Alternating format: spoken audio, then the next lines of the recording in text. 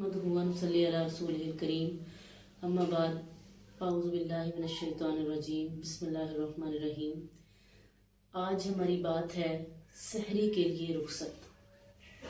बहुत से लोग हैं जिनका ये मानना है या वो इस बात को मानते हैं, सुनते भी ऐसा ही हैं कि जब अज़ान शुरू हो जाए तो खाना पीना रोक देना चाहिए। ऐसा नहीं है।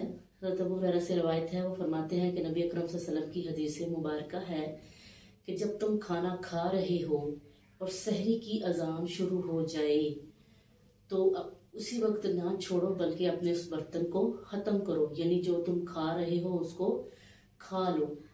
इसकी रुखसत ये इसलिए है कि कभी इंसान लेट हो जाता है, देर से आँख खुलती है या स्लो खा रहा है या कोई ऐसा मसला है कि वो उसको नहीं जल्दी पता चल सका, तो अल्लाह ताला ने ये रुखसत रखी है कि जब तक अज़ान हो रही हो वो खा सकता है।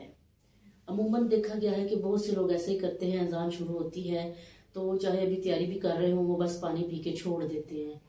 ऐसा नहीं है। ये अल्लाह के नबी की वाज़ेह हदीस है कि जब तुम खाना खाना शुरू करो और अज़ान शुरू हो जाए तो खाने को ख़त्म करो, यानी अज़ान के ख़त्म होने तक अल्लाह ताला ने हमें ये रुखसत दी हुई है। अल्लाह ताला से दुआ करनी चाहिए कि अल्लाह ताला हमें ये जैसे तो सहरी में जल्द से जल्द उठने की तौफीक अता फरमाए।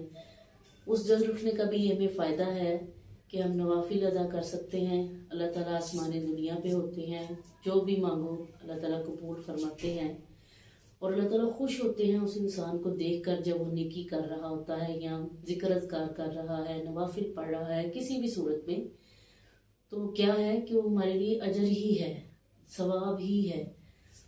तो कोशिश यही करनी चाहिए कि हम उसमें सहरी, जैसे हम अफ्तारी का अहतमाम करते हैं ऐसे ही सहरी में भी नवाफिल का अहतमाम करें, जिक्र अज़कार का अहतमाम करें और सुकून और तसल्ली से सहरी को भी अंजाम तक पहुँचाएँ।